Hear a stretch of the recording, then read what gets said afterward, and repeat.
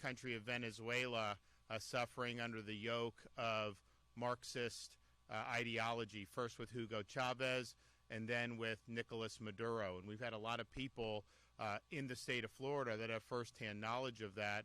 There's people that have fled to the United States. We have a big community in South Florida, and you will be hard-pressed to find a reign as destructive as the Chavez-Maduro reign has been, taking a country that had been prosperous, that has an abundance of resources, and basically destroying it, making it so that it's miserable, repressed, and now one of the poorest countries.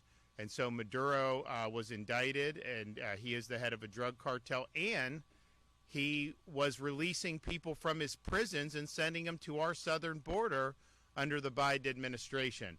And so that operation that was successful, he deserves to be brought to justice. And my sincere hope is that the people of Venezuela are going to be able to liberate themselves from the yoke of the Chavez-Maduro reign, because it has been one of the most destructive reigns of any in the Western Hemisphere's history. With me here today, our State Board of Immigration Enforcement Executive Director Anthony Coker, Attorney General James Uthmeyer, Commissioner Wilton Simpson, Chief Financial Officer Blaise Ingolia, Dave Kerner, Highway Safety Motor Vehicle, and Mark Glass, FDLE. We also have Kevin Guthrie, Division of Emergency Management. You know, it's a good year when you don't see as much of him in the summertime, and I think we're all very happy. I like him. He does a good job, but I really don't want to be spending hours on end with him during hurricane season. It's much better when you don't have one, and so we're thankful that that happened. And you know, we knew kind of as you got into like the end of October most likely, but I'd never say anything because the minute I say something, then they're there. But now we can say, you know, we got through that very well. But of course, he's also has been spearheading the logistics involved with our immigration enforcement efforts. We also have Reps Michael and Brannon, and I want to thank them for what they've done. Now, this isn't our first time here at Baker Correctional Institute. When we opened the deportation depot, we did an event. We talked about how that was going to be a force multiplier for federal immigration enforcement efforts. We also did one in southern Florida at the Alligator Alcatraz site, and it's the same theory. When we started last year, we had President Trump coming back into office with a pledge to enforce immigration laws, secure the border. People here illegally would be returned to their home country. But we knew that they were not going to be able to do that successfully without support from state and local law enforcement. It just doesn't work. They didn't have enough people. I know they've got more money now. They didn't at the time. So I pushed very hard at a special session of the legislature to be able to get the tools so that Florida would be leading the way. And we were the first state to act legislatively. We were the first state to do these 287G agreements with the Department of Homeland Security. And we're the first, and I think still only state, that requires state and local law enforcement in the state to participate and assist DHS's immigration enforcement efforts. And so today, so as part of those relationships, in April of 2025, the state of Florida joined with the Department of Homeland Security to establish Operation Tidal Wave. And it was state efforts to be a force multiplier to assist with the identification, apprehension, and then the feds would return the illegal aliens back to their home country. So today, I can announce that Operation Tidal Wave is now hit over 10,000 arrests of illegal aliens who have been turned over to the Department of Homeland Security. Of those, 63% had criminal arrests or convictions, including violent offenders and sex offenders, although you don't have to have committed a crime to be subject to immigration enforcement. If you've come illegally, that is the offense. And so, of course, people can enforce the law. But it does show that some of these folks have been involved in a lot of really, really bad stuff. So there's no other state that has been able to do anything approaching what the state of Florida has been able to do. And Operation Tidal Wave's over 10,000. But then if you look at the other efforts of the counties combined, we're close to 20,000 arrests that have occurred just in the last year, and actually less than the last year, because the Trump administration didn't come in until January 20th. We didn't get our legislation passed until sometime in February because the initial one was not a good legislation. So we insisted on good. We got that, I think, in February, and then we had to spin up the 287G and do that. So there was a little bit of things that we had to do to get us there. So those are really, really big numbers. And there's not another state in the country that is even close in terms of this level of participation. So we've led. It's been very effective. This deportation depot, they have flights going out. They've had a bunch of flights. They have flights going out of Alligator Alcatraz. The tempo has picked up. We now, at each one of those facilities, the federal government has stationed an immigration judge at both Baker and those in Alligator Alcatraz. Now, these aren't Article 3 judges. They're not real judges.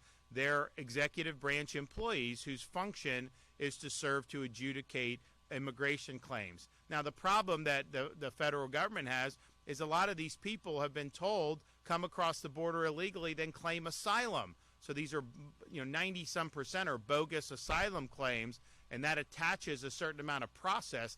Congress should really clean that up. I don't know why Congress would allow that to be abused the way it's been abused, but it's been abused very, very badly. So they have this. They got to navigate this. So you now have one here. You have one in South Florida, and that's been able to speed up the process. And our goal is, we want people here as little as possible. And the goal is not to create a long-term facility, and that's not the function. The function is they don't have enough bed space at DHS in Florida, and honestly, they have very little in Florida compared to other states. It's pretty incredible per capita how little. And I know they're trying to expand it, but our function is, rather than release folks on the street, that will have an ability, they can be processed, and then the law can be enforced. And we're going to continue to be supportive of that. Now, I also hope that eventually we won't need a deportation depot, right? Because, if the feds could handle this by themselves and they had enough space to do it, then fine. We'll still help, but I would love for them to have more space to be able to do it. So, but what we've done has been effective. What we've done has made a big impact. And if other states were doing even a fraction of what Florida was doing, the national efforts would be all that much more stronger. So I want to thank everybody that's been involved. Now, we have our cabinet here, and they put something in the legislation to create this immigration board. You're going to hear from Anthony. And, I didn't think it was necessary, and I don't think it's necessary. But I think the reason they did it is because they wanted there to be someone in cabinet could throw sand in the gears maybe and make it more difficult.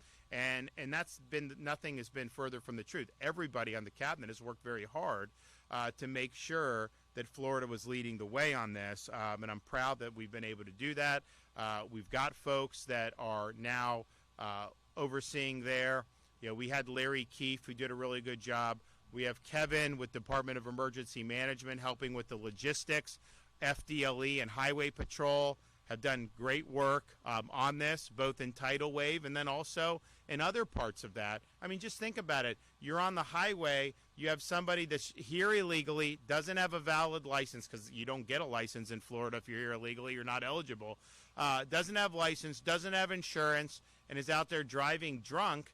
To just put them back on the street like Biden was doing, how is that keeping the people of Florida safe? So now Highway Patrol, they're working like clockwork to be able to make sure that we have accountability there. So they've done a really good job. We also have had people even in more non-law enforcement agencies, like the Department of Lottery. They have 287G agreements. It's pretty incredible that we've really gone that extensive and that deep. We also have a number of sheriffs throughout the state. Now, all 67 counties have 287G agreements. I would say the zealousness in enforcement is not uniform across 67 counties. And I know the Attorney General monitors that, and If he's able to identify where people are breaching duties, that could end up on my desk, and that could require some action or give me the ability to do some action. But we've had some that have done a really, really good job, and so I want to recognize them. Same thing with the police departments. We've had some that have done really well. We have some that are not violating the law, but they're not doing as much as they should be doing, and that's just a question of really political leadership. You have some people that get elected, and they know they can't cross the line and frustrate, so they know they have certain duties, and so they try to do that as minimal as possible. We're watching all this. We're watching politicians say they're going to tear up 287G agreements. They're not going to cooperate. Well, you have the freedom to make those judgments, but we also have the responsibility to make sure that the law's enforced. But we have had great support from local overall for both the county and the city level, and that's why you see the numbers that you see today. So, there's so many times that people do different things. You'll see these politicians in Washington all the time, the congressmen, they'll put out press releases, but nothing ever happens, right? And so, we fought hard on this. It was obviously a salient issue in the 2024 election because our border was wide open. And you saw a lot of problems, and, Cayenne can speak from experience, having lost a son to an illegal alien crime. And this really does impact a lot of people's communities. So it was a pressing issue. But at the same time, it's like, okay, make us stink about it, talk about it, and then what? Nothing gets done? That's not how we roll here in Florida. When we set out to do something, we're going to make sure that we're going to be able to deliver results on that. And so these are great results. I think they're going to get even better going forward because I think DHS is in a better posture. And I think that they have more resources now. And I think it's going to be more effective. Final thing I'll say is, these numbers are what they are. This does not include, if the federal government is just doing something on their own since they have primary responsibility, we're not including that in these numbers. And so they've obviously done things on their own. We're also not including self-deportations. And we know just from the Florida's program where you can get a plane ticket, we've had about 1,000 people that have voluntarily returned for their home country. That's just through our program. I think it's more when you count people that did it on their own, way more, or in conjunction with the federal government. So there's a whole host of things that are going on here, but these are real metrics. This is real progress, and I think you're going to see the momentum continue going forward. So thanks to everybody who's going to be involved. All right, we're going to hear from some of the speakers, so we'll start with Anthony.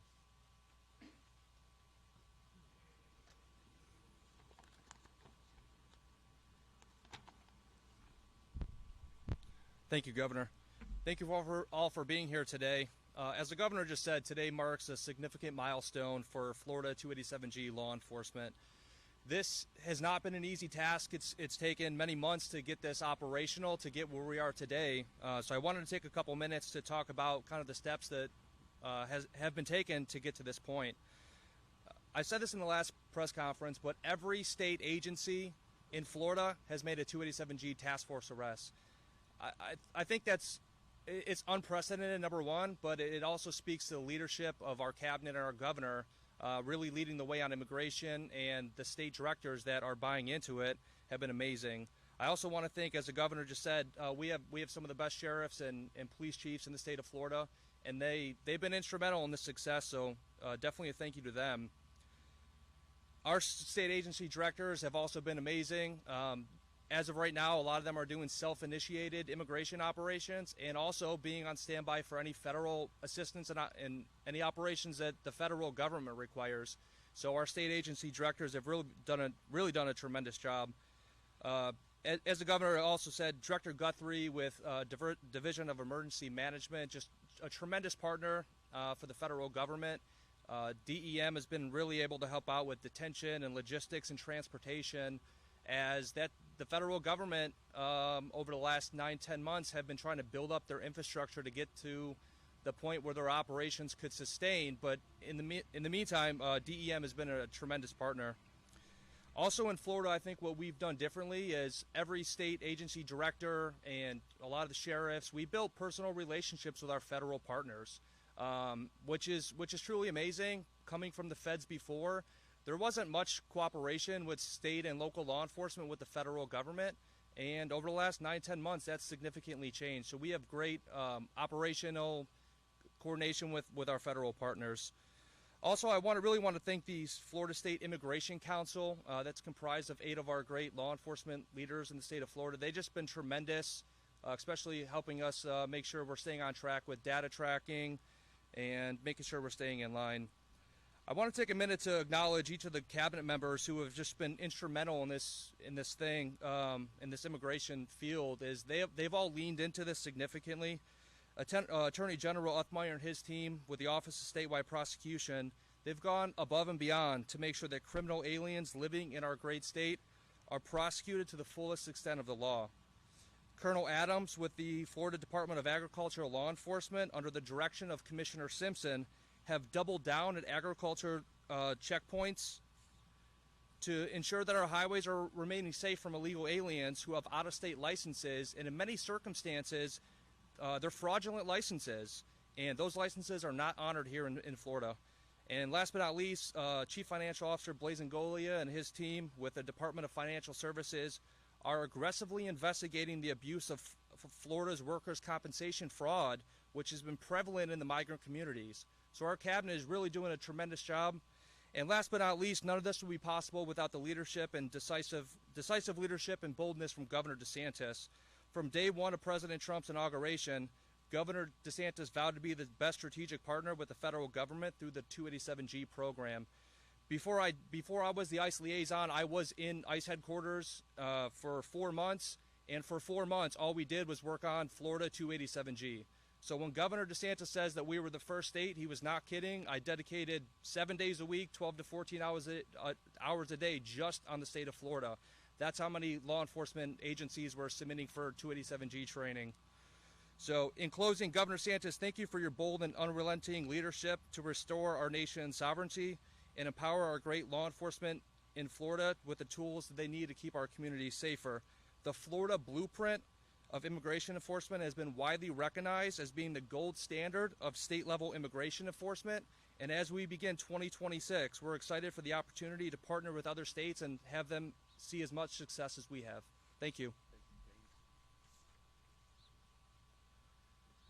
It's an honor as Attorney General to support Florida's law enforcement, FDLE, FHP, our great sheriffs. They've really, taken on a leadership role. And we have proven again that we are a state that enforces rule of law. Under the leadership of President Trump and Governor DeSantis, we are leading the country in immigration enforcement. And our Office of Attorney General has had a record year when it comes to arrests and convictions. We've been a part of over 1,200 child predator arrests. And I want to point something out. A couple hundred of these are people that are illegally in the country. People preying upon and abusing little kids that are illegal immigrants that have no business being here in the first place. Our office has been a part of almost 400 convictions this past year, supporting thousands of others with the local prosecutors across the state. We brought charges and convictions in regard to illegal immigrants ranging from murder, attempted murder, sexual abuse of children, human trafficking, and you name it. Florida's crime rate is at a record low, and it continues to go lower. And shutting down the border is a major part of that. Leftist countries like Venezuela used to send some of their worst criminal offenders into this state.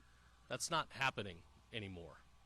We are enforcing the law. We are detaining illegal immigrants, and we are getting them back to where they came from, unless they have been charged and not yet convicted with serious criminal charges in this state.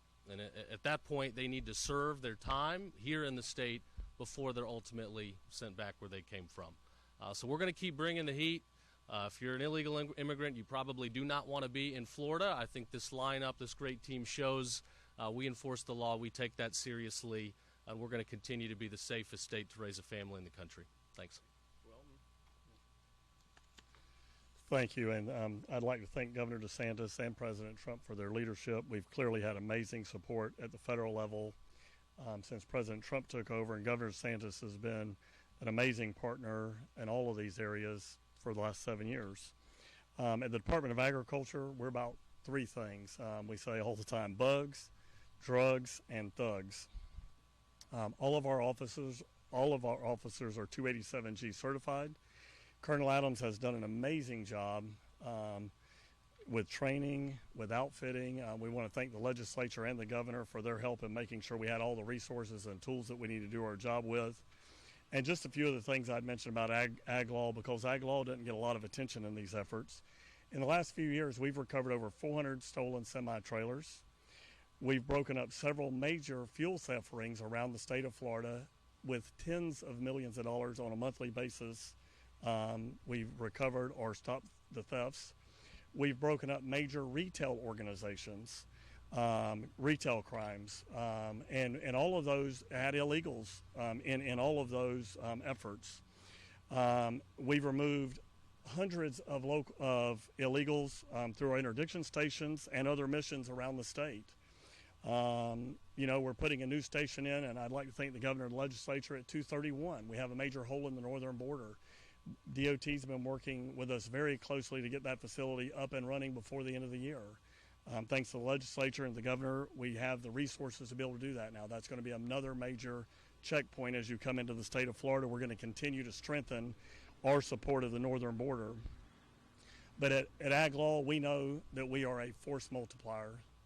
The retail theft we're breaking up, the fuel thefts we're breaking up, the stolen vehicles, the human trafficking, the illegals that we are catching, not only illegals, but the just bad folks, is making a big difference. We work very closely with our local sheriffs and police departments all over this state. We're very proud to partner with them, and we're looking forward to a very successful 2026 and continue supporting the president's policies and the governor's policies here in Florida. Blaze.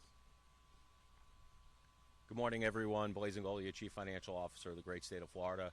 Look, illegal immigration and the problems with illegal immigration has been plaguing this country for the better part of 50 years. Back then, we probably had a couple of 100,000 illegal immigrants come across and settle in the United States. Fast forward to today, the pre-second Trump presidency, our best guess is anywhere between 18 to 21 million illegal immigrants settling in this country. Now, the previous president had a de facto open borders policy and created such a problem that was so large, people were actually starting to wonder how we were ever going to fix this. And the questions that were going on in the mainstream media were, the question was, well, what is your plan? Are you going to deport all 21 illegal immigrants that are settled here in the United States? But the media and open border apologists did not count on three things. One, President Donald Trump and the leadership of President Donald Trump to take serious and understand the enormity of the problem, and that it has to be fixed, and we should have a zero tolerance policy when it comes to illegal immigration. The second is the great state of Florida led by Ron DeSantis, because he knew that you cannot solve this problem with state cooperations, because quite frankly, the federal government does not have the manpower, it does not have the reach in order to reach into the communities and deport criminal illegal aliens out of our communities. The third is the people of the United States. You cannot govern without the consent of the governed, and it has been clear after election and after election that the people of the United States, and more specifically the people of the great state of Florida, will not stand for criminal illegal aliens settling into our communities. So that is why the state of Florida has led on this issue even before President Trump took office, the second part. And we put forth legislation over the years saying that you cannot be a sanctuary, have sanctuary policies if you are in the state of Florida. Any government cannot do that.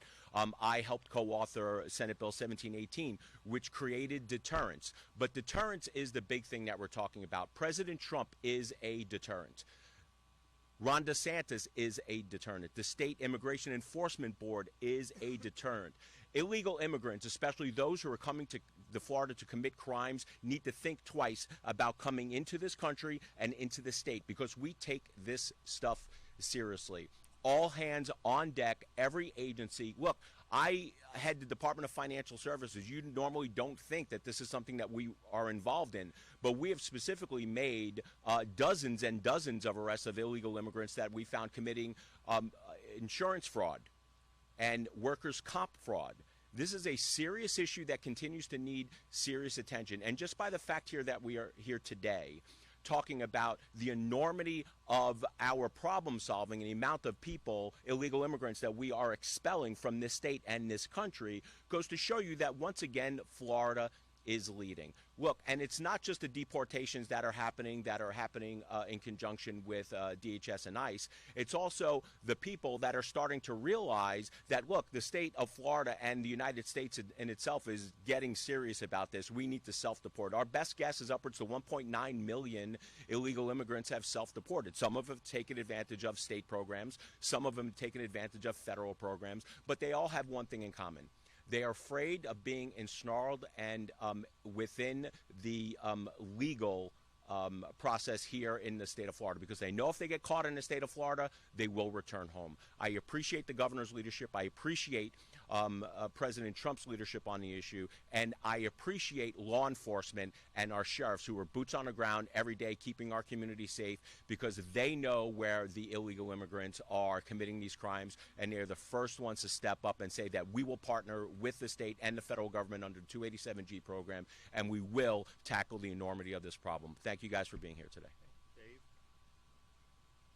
Thank you, Governor. Thank you, members of the Cabinet. My name is Dave Kerner. In my capacity as Executive Director of the Department of Highway Safety and Motor Vehicles, I have the privilege on behalf of the Governor and the Cabinet to be responsible for the day-to-day operations of the Department, to include the Florida Highway Patrol and its nearly 2,000 sworn state troopers that are 287G certified. As of 7 o'clock this morning, we've had 7,674 apprehensions and arrests by state troopers for immigration violations that have been turned over to ICE, Border Patrol, and the Department of Homeland Security. Our unified enforcement model includes the ongoing embedding of federal resources into our operations, such that we can apprehend and locate UDA, and within 2 hours of that apprehension, they can be already here at the deportation depot or Alligator Alcatraz or Chrome, and that process is now very quick and very efficient.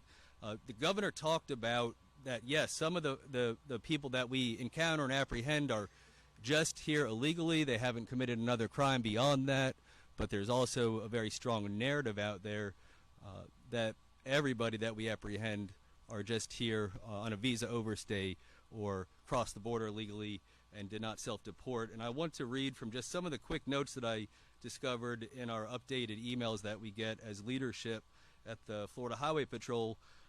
Here's one from Pompano Beach. While assigned to FHP Immigration Enforcement Operation, the trooper apprehended a UDA with a significant criminal history dating back 32 years. The Bahamian was arrested for robbery with a firearm, aggravated assault with a firearm, resisting arrest with violence, escape and robbery with a weapon, dealing in stolen property. In Miami-Dade County just last week, during an immigration enforcement, state troopers apprehended a 52-year-old Cuban national with significant criminal history dating back 45 years in this country, including homicide in the second degree, kidnapping, robbery with a firearm and a deadly weapon, armed invasion.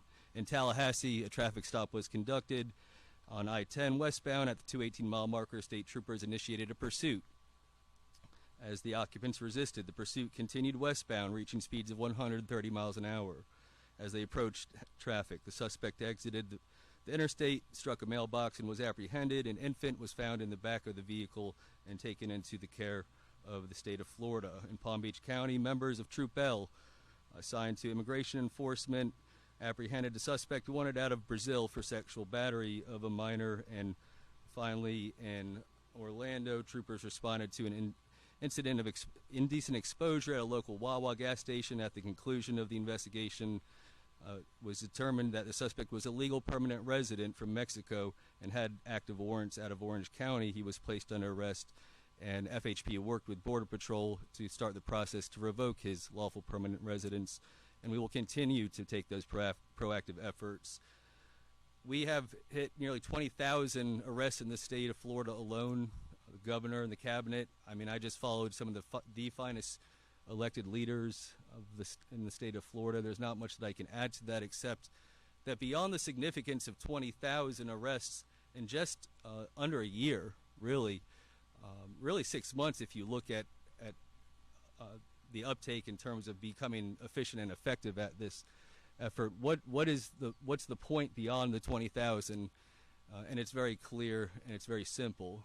During the last presidential administration, there was what I consider to be the most extreme abuse of executive authority, where people detrimentally relied on the representations of a president that abused his authority and opened the borders. How do we combat that? How do we fix it? How do we heal this country and maintain our sovereign status as the United States of America? Well, that 20,000 arrest represents that it can be done. The state of Florida, under the governor and this cabinet, has done that. We have shown that the model works. Is it easy? No, it's not easy. Is it combative? It's very combative. I can count at least 10 troopers that have been injured as a result of immigration enforcement operations, and seriously injured. But the point is it can be done. And if other states were to join the efforts of the state of Florida and our federal government, we really can fix the problem that was started several years ago and heal this country and maintain our sovereignty. And so I would encourage other leaders in other states to follow the lead of Governor DeSantis, follow the lead of President Trump, and get into action and assist us in this very important effort. Governor, thank you. Good morning. My name is Mark Glass. I'm the FDLE Commissioner. I just want to tell you right here is the dream team. If you work for these gentlemen here, you are a part of the dream team, because with Governor DeSantis and the cabinet that's here, I will tell you that they do not put up with crap. And I'm just going to say that to you. Let's lean forward, let's get things done, and let's protect our great state. We're not called the free state of Florida for nothing. We're the free state of Florida because the brain power that's behind me gives me the authority to go out and do the job that needs to be done.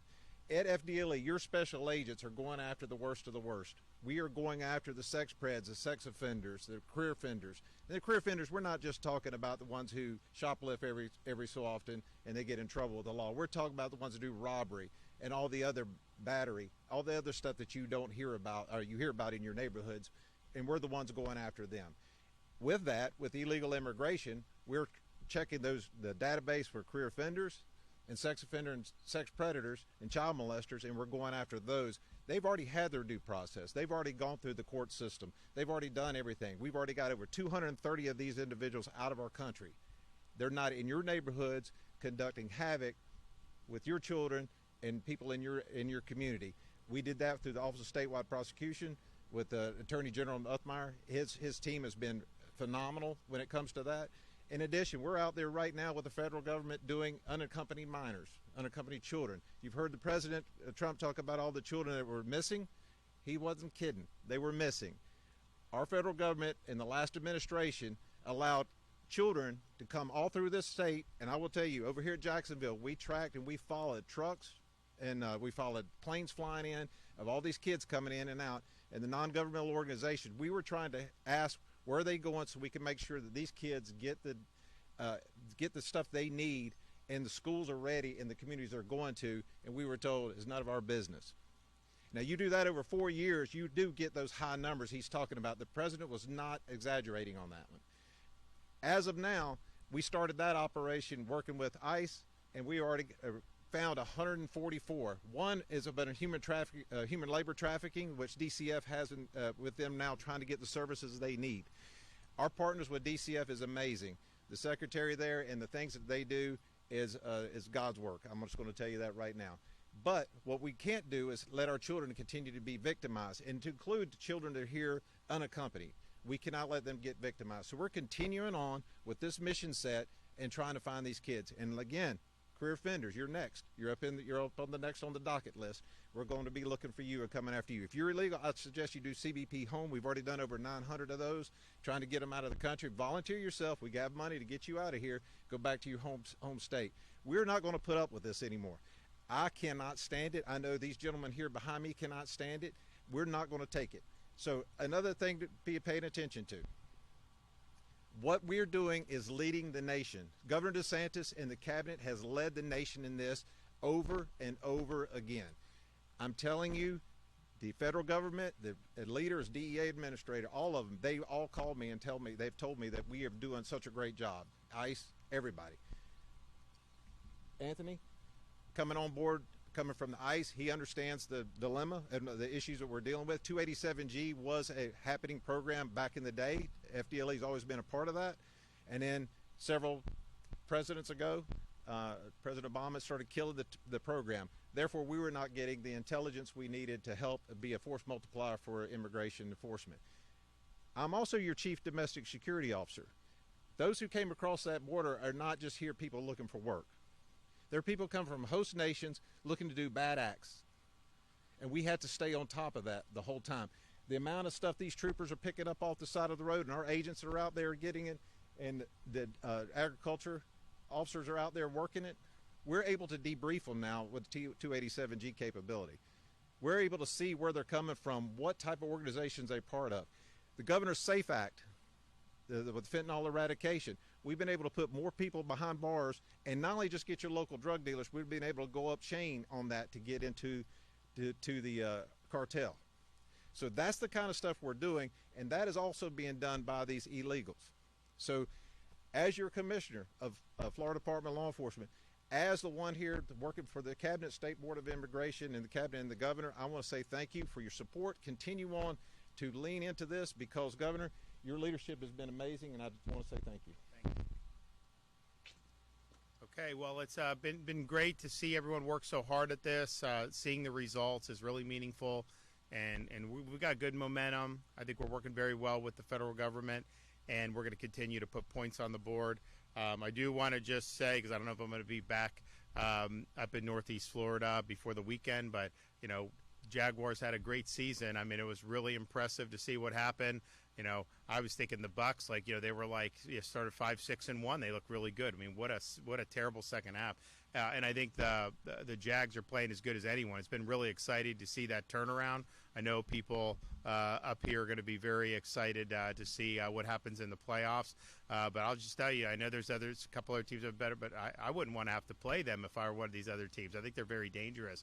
And then we also have on Thursday night one of our teams from Florida in the college semifinal. You know, we've never had a team in the entire state of Florida win a game in the college football playoff until Miami Hurricanes were able to win against Texas A&M, and then they beat Ohio State. So they're in a situation where if they win against Ole Miss, then they get a home game for the national championship at Hard Rock Stadium the following week. So, you know, that's pretty that'd be pretty big for the state to be able to see. You know, it used to be the Florida schools would be in the top 5, even the 3 of them, certainly top 10 every year. And it's been a little bit thinner, I would say, in the last decade or so. And so Miami, you know, maybe they're the first one to kind of get back, and we'll see what happens with our state universities going forward. But should be fun over these next couple of weeks to watch some of these teams play. Okay, do we have any questions? Yes. Governor, you know, deportation depot, Alligator, Alcatraz were initially kind of pitched as a temporary stopgap. Curious if you have an idea of how long these facilities will be needed, and also an update on the status of the 2 additional facilities that were being talked about. I think one of the Panhandle. Yeah, so look, DHS didn't have capacity. We've stepped in. It's obviously been a force multiplier. They've been able to do a lot more as a result of what we've done. But, you know, if they expand their own capacity, then that's going to be the first place they're going to turn to, right? Because, like, these are support. We don't choose who comes in. It's DHS chooses who gets sent to these places. So if they have their own places to do it, great. Like, you know, we're not trying to get, like, headlines in this. Like, it's fine. If they have what they need, then we won't have to do. But it's clearly temporary. How temporary will depend on the pace that they have in terms of doing the expansion. But obviously, we would anticipate, you know, at some point they're going to up their own capacity. I know. I talked to Tom Homan. He wants to do that for sure. But, you know, they're very thankful that we're doing what we're doing now. Okay, so I think we're going to end up doing, I think we're going to call it a Panhandle Pokey in Northwest Florida. So that's being done. We can go live on that probably relatively soon, right, Kevin? Yeah. So it's basically, you know, we do this, DHS approves it, and then they obviously reimburse it. This has been waiting, I guess, at the DHS leadership level for approval. So if they approve, we'll open. If they don't, then obviously, you know, we'll stand by, and that's fine. I think it should be approved because I don't think that they're where they need to be on deep detention space. But, you know, we're happy to go either way. So that is ready. We also have another option potentially in southern Florida that would kind of be the same thing. DHS have to approve. But, you know, we want to use some of the, you know, the good thing about this facility is that this required very little to get it ready, right? You know, Alligator Alcatraz, you had the airstrip, which is, you know, saved a lot of time to be able to fly right out. But, you know, you had to build temporary stuff there, which was fine. But when you start talking about a brick and mortar facility, if you have to go in and put a lot of work because it's been mothballed, that could be expensive. And we're not really looking to do that, right? I mean, you know, we're looking to help. We're getting reimbursed on this.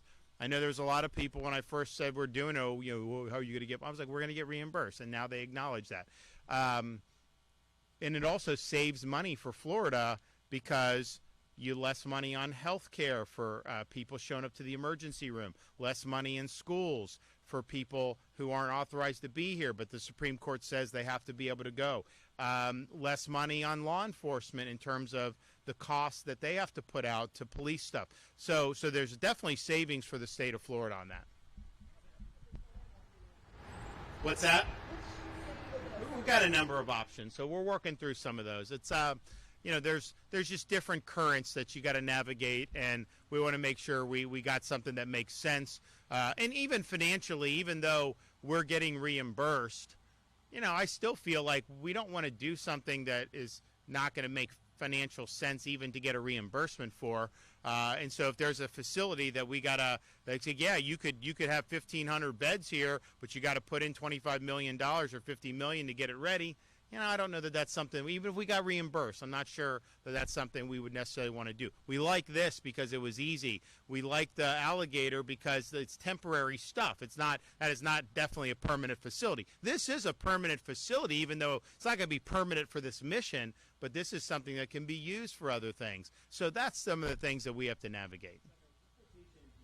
Do we have any updated numbers on how many deportations, number of detainees, or any plans to expand or anything? Where are we at on how many flights have come out of here? So out of this facility, we've had 93 flights go out of this facility for roughly... And we've been, what, 4 months? 4 months, yes, sir. Yeah, so there's been 93 deportation flights. I mean, that's probably close to 1,000. 2,926. So, wow, that's pretty good. Yeah, I mean, I think Kevin has talked to some other states, but you know, the issue is it's easier said than done. We have, I mean, remember, emergency management. Our bread and butter is hurricane response, and we've worked very hard on that. And obviously, I don't think anyone would say that another state does that better than us. I mean, we do it good. It's not just us at the state. We've got a lot of good people in local do it. But that logistical know-how has been applied in other avenues. So remember, you guys remember a few years ago, you remember this, you had a Delta outbreak in Jacksonville for the coronavirus.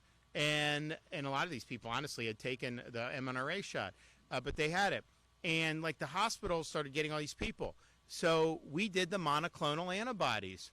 No one was using them really. I mean, they're very rare. And so I got all these monoclonals, and it was Kevin and his team. They would set up, and then we'd have our health people, and then we would do it. And we got a lot of people through in Jacksonville. And to this day, I will have people come up to me thanking me for that we had that, because it really did work to help it. So we've been able to do it in that. We've been able to do it in rescue missions. I mean, they just had the Jamaica hurricane. You know, we had people stranded, so we went and got them. We've got them from Israel, Haiti, all these other things. So that's kind of another wrinkle that we've added into that. So now we're doing it in the processing and detention space to be able to assist DHS, and they're doing it really well. But, you know, the reality is not every state has that kind of capacity and know-how to be able to logistically make this stuff happen the way the state of Florida does. And, you know, it's Kevin obviously leading those logistical efforts, but then all of our agencies, just having dealt with emergencies and hurricanes and all this stuff, you know, they know how to get things done and do it. So I'm not going to name states because then they say, oh, why did you talk to Florida and you didn't do it? I don't want to put anyone in hot water. But, yes, people have asked what you're doing. I think that there's definitely a lot of capacity for some of these states to do more, certainly in some like-minded states. And so we'll just have to see what they're able to do.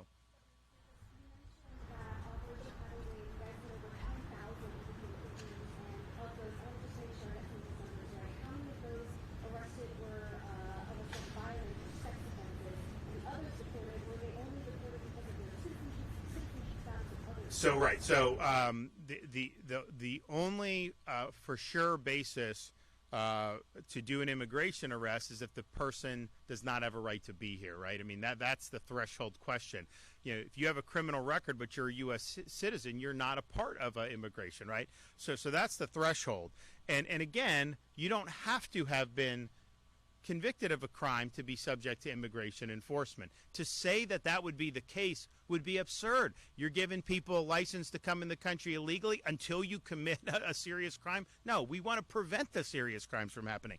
But 63% of the tidal wave arrests already had either criminal arrest or convictions, and it's various crimes.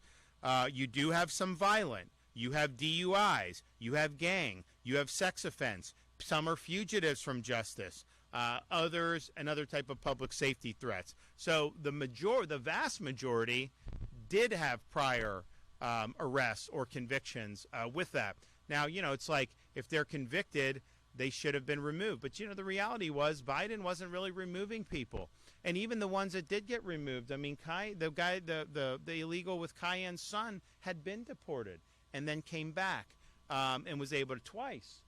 And so, you know, it's just really, really. But the reality is it's just very important.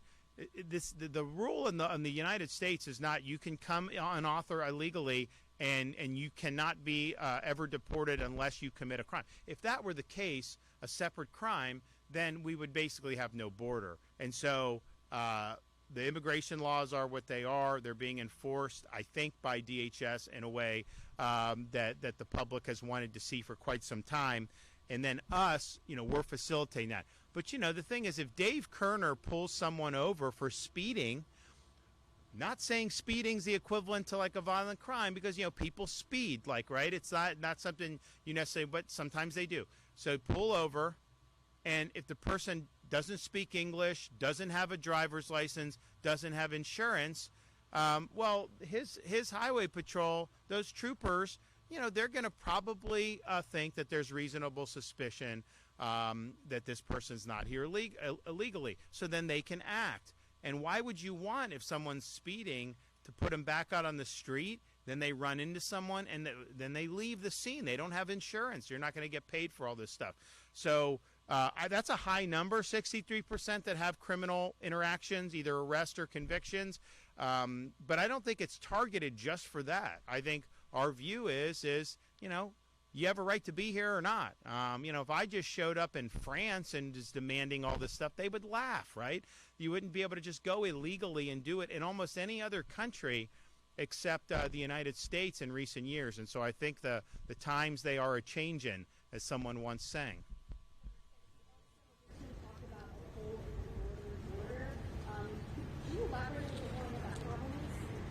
I think they meant Canada, right? Who said that? Someone said that. I was talking about our state of Florida northern border. Okay, go ahead. No. Yeah, so, you know, what we have is we have interdiction stations at our northern border. And when you come through the northern border, if you're in a semi, a truck, trailer, anything of that nature, if you're hauling any type of food products, animal products, anything of that nature, you have to stop at those stations. We're building a station at 231 today, which comes in, I believe, through Alabama into the state of Florida. There's no interdiction station there, so it's very difficult for us to police that in the way that we would like to. There are at least 7 or 8 other arterial roads coming in from Georgia or through Alabama that's coming into the state that we do not have complete coverage on. We're working with our DOT partners to make sure that we're doing pullover lanes on those other areas. We're putting a permanent station in at 231. So by the end of this year, we fully expect to have full coverage of that northern border of the state of Florida coming into the state. The federal government handles the ports. So we will have a full blanket around the state we hope by the end of this year. And thanks to the legislature and the governor for giving us the resources to do that. Well, thank you. This is important. It shows that us fighting for them. You know, Blaze was in the legislature fighting for the legislation that's really let this come to fruition, and I think it's been very, very effective. So we're glad on that. We are also coming up. We're going to start the next legislative session for the state of Florida in a little bit more than a week's time, and you're going to hear me discuss a lot of the things that you've been hearing from me over recent weeks and months, including, of course, relief for homeowners with property taxes. You're also going to hear some announcements very soon on some good news on property insurance. So stay tuned for that. And I know Blaze has been working very hard to hold some of these folks accountable as well. So you're going to see that. But I think it's just, if you look, Florida, we've done better economically than just about any other state. Certainly for GDP growth, our economy's expanded more than any other state. Maybe Idaho's more, but we're right there. We've obviously had a lot of migration of income positive people who don't take any services but contribute to the economy, which makes our ability to do the property tax all the more better, because there's a lot of money flowing in this state. We got to give people relief. So we're going to work through that. And then some of the other issues that I know are important from law enforcement perspective. We want to make sure our corrections officers are taken care of, our highway patrol. We want to keep our momentum going on law enforcement. We want to make sure we're protecting parents and kids, especially from the AI. Some of the stuff that's happening is not good for young people, not good for families. And obviously we don't want, this to be supplanting human decision making in different avenues of life here in Florida. So there's a whole host of issues with that, but we're going to be but we'll have some good announcements this week leading up to that. And I think people will be really excited about some of the stuff that's on the agenda. So God bless everyone, and go Jags. We want to see them do well. I'm excited for everybody. Take care.